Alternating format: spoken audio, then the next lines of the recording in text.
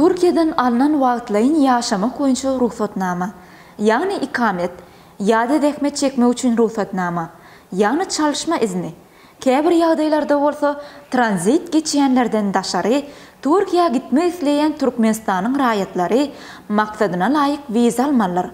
Wiza üçin gerekli resminamalar toplumynyň taýýarlanýan wagty, diňe wajyp resminamalar ýygnamak we terjimesi üçin makul hyzmat terjime merkeziniň terjime hyzmatlarynyň peýdalanyp bilersiňiz.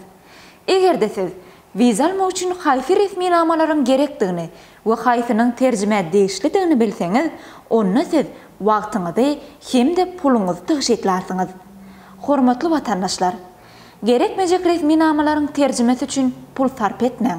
Wagtyňyzy tygyşetlamak üçin haýsy resminamalar terjime etmeli? Bu soraglaryňyz üçin makul hyzmat terjime merkezine jaň edip bilersiňiz. Şeýlekem makul hyzmat@gmail.com salgysyna mail iberip bilersiňiz.